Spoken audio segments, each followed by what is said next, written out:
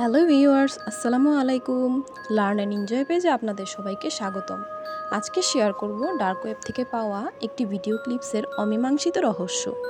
আপনারা সবাই mysterious flood বা বন্যাইন টাইটানিক এক্সিবিট শিকাগো 2024-এর কথা শুনেই থেকেছেন।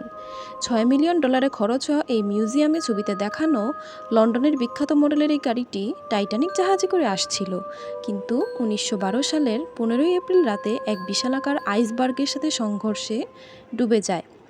লন্ডন থেকে আনা এই গাড়িটি সাউথহ্যাম্পটন থেকে নিউ ইয়র্কের উদ্দেশ্যে যাত্রা করে যাচ্ছিল।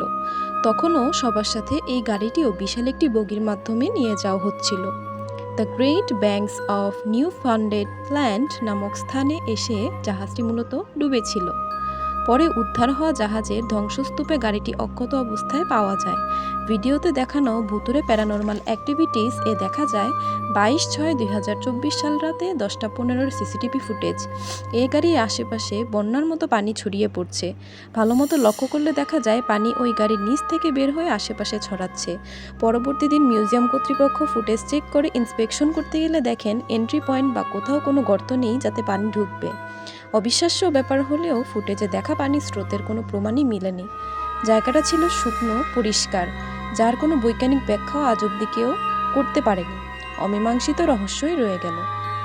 ফ্রেঞ্চ কনসেপ্ট কার বা টাইটানিক খ্যাত কারটির নিচ থেকে প্রতি রাতেই এমন ভুতুরে বন্যা হওয়ার ঘটনা ঘটছে।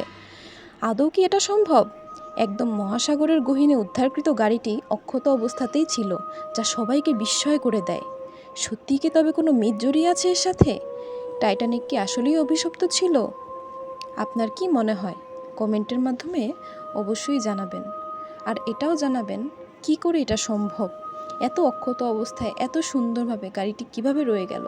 আর এসব প্যারানর্মাল অ্যাক্টিভিটিসই বা কেন হচ্ছে? তাহলে কি সত্যিই অভিশপ্ত ছিল টাইটানিক জাহাজ? সৃষ্টিকর্তাকে এইরকম ভিডিও আরও দেখতে চাইলে আমাদের পাশে থাকুন এবং লাইক এবং সাবস্ক্রাইব করে সাথে থাকবেন। ধন্যবাদ।